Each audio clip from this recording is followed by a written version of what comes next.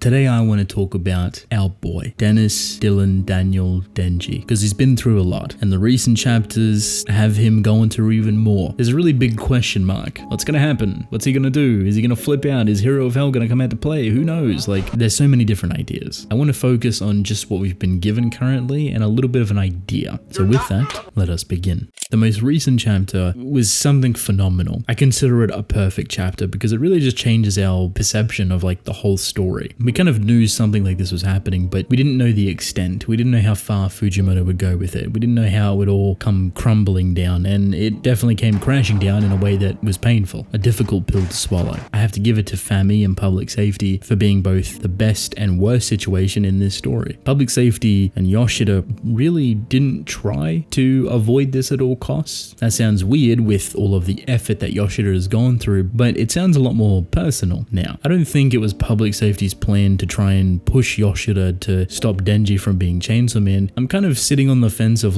maybe it was Yoshida's idea all along. Maybe he told Public Safety that he could convince Denji to not do any of this. It sounds a little bit more believable because I don't think Public Safety is up for debate when it comes for letting people run free. Instead, they just chuck them into prison just to watch over them. That'd be the best way to go about it, right? Yoshida seems to be a bit more human about it, even offering to be Denji's friend at one point, which from what we've seen of him, what he's able to do, what he's capable of, the experience that he's had throughout his life is very unlike him. It feels believable, and for a long time we were worried about him. Public Safety still handled it very poorly away from Yoshida's front. Now they've led him down this path of running directly smack bang into Fami and her idea. She created the Chainsaw Man Church. She has this perception of Chainsaw Man to bring this type of fear and global attention to make him stronger, and really directs him back into another corner. So Public Safety is pushing him one way, Fami and the church are pushing him another, and he has nowhere to go.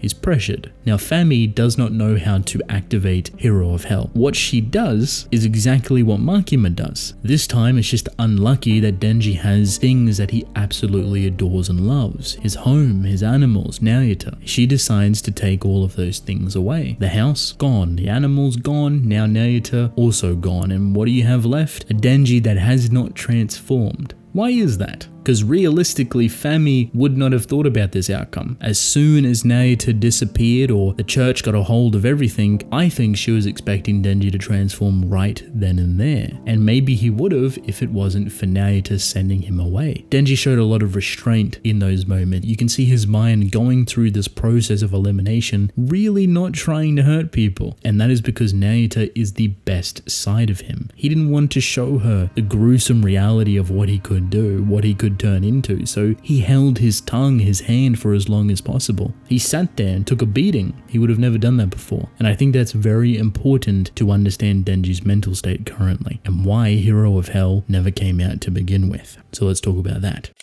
Let me give you an example. Chainsaw Man Part 1. Makima manipulated the whole situation with Aki, power, and the house that Denji was provided. These were things that he fell in love with. It was artificial, but he eventually fell in love with them. That was his. She took it away. And during that moment of taking it away, killing Aki, killing power, she also manipulated him to make Denji think that it was all his fault, that he could never have any of this, that he is not deserving of any of this, and that the only thing that lays in his path is death and destruction. Any good that comes his way, he is not worthy of. And it reflects a very disgusting sentiment that potentially his childhood was completely based around. His father was incredibly abusive, so after losing his mother, his father would become negligent, abusive, and blame him for basically everything. It got so bad to the point that Denji had to save himself and kill his father, and that becomes such a disgusting, uncontrollable trauma that sticks with you for the rest of your life. The reason Denji acts the way he does in Part 1 is because he could never grow after that trauma. He stayed the same age mentally and emotionally as a child. So he's a little bit goofy, he's a little bit playful, he's a little bit childlike, is because he's never had the experience to grow because he's riddled to the brim with trauma, stuff that he constantly blames himself for. Makima abusing that is really, really bad. But there is a good side to this. He learned a lot about himself, a lot about his feelings, a lot about the trauma that he's tucked away, and a lot about Makima. All throughout part 2, Denji has done a wonderful job in cementing himself in a foundation, concrete state of mind, because in a way he's also living for someone else. He's been given a direction to make sure that Makima doesn't reappear and to turn the control devil into someone that is loving and compassionate. We just seen how vital and crucial that idea of Pochita's was. At the beginning, Naoyuta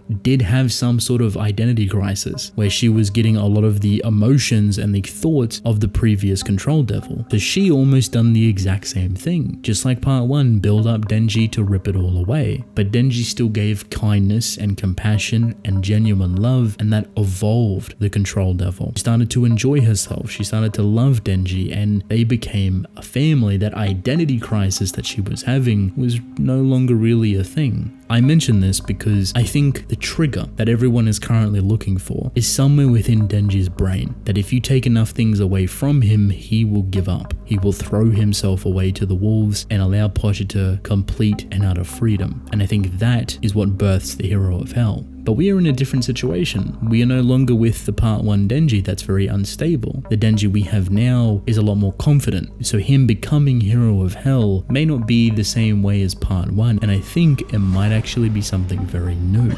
Anger. I'd like to believe that it will boil down to genuine rage, genuine anger, that Denji will become so upset, not within himself, but the overwhelming sense of wanting to save, wanting to help Naoyuta, that he wants to go into this hero of hell form with Pochita at the helm, but with complete utter direction to save what he loves, to save his home, his family.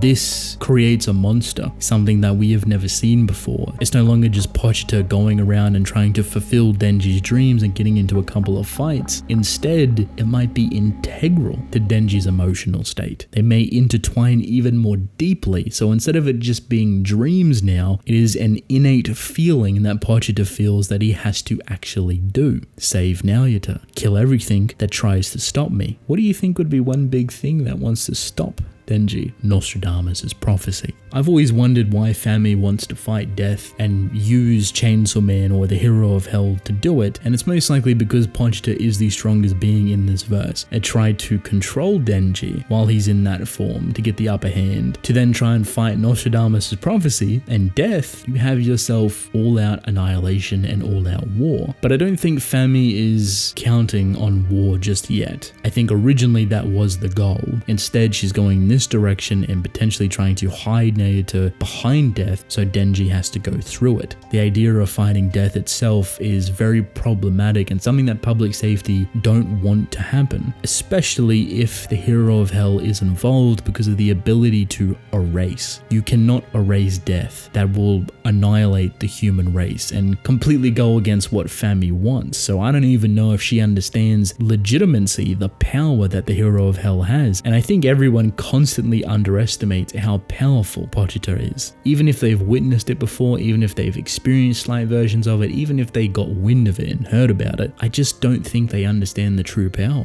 So we have an angry Denji, potentially a hurdle, Nostradamus and death, and Naoyuta behind it. While I think Denji could get through it, I don't think he can get through it alone, which makes me think that there's going to be a lot more opponents standing in his way. I think to kind of keep it on somewhat equal footing, there's this image. The only one in this story that is so weird, so out of place, makes sense for marketing, but it has not happened. It most likely will. I think Denji might actually ask Asa for help. He still has a connection to her. He still has some sort of bond, and even war itself, even Yoru's like a bit weird about the whole situation, still trying, but they were on equal footing, on equal terms, and actually talk to each other, and this whole situation involves all of them. This could actually work out. The idea of war, wielding a chainsaw that can erase people, just sounds so incredibly cool to me, and I think it has to happen. And the only thing I can think of that could combat with something that powerful is Nostradamus' prophecy and death. The monster that we are creating with Denji, the hero of hell, is most likely going to be very different to part 1, but to maximize it even more, why not have War wield him? To not only save the human race, but for public safety to keep Denji under control so he doesn't accidentally erase death, but also take out Fami and the Chainsaw Man Church and to reset everything as best as possible. These two could actually do it, and Denji needs all the help he can get to get Nagito back.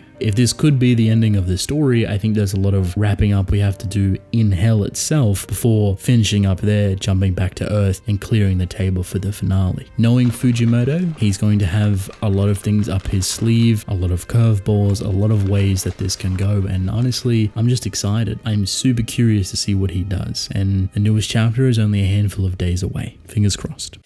Welcome to the end of the video. If you've made it this far, thank you. I appreciate it. Leave a like and subscribe, that'd be nice. Also, check out some of these videos here. The more you watch, the more YouTube recommends me. I love that. YouTube loves that. You'll enjoy the video. Why not? I'd love to hear your thoughts on the whole Denji Hero of Hell situation. How do you think this is all going to go down? And with that, I will see you all later.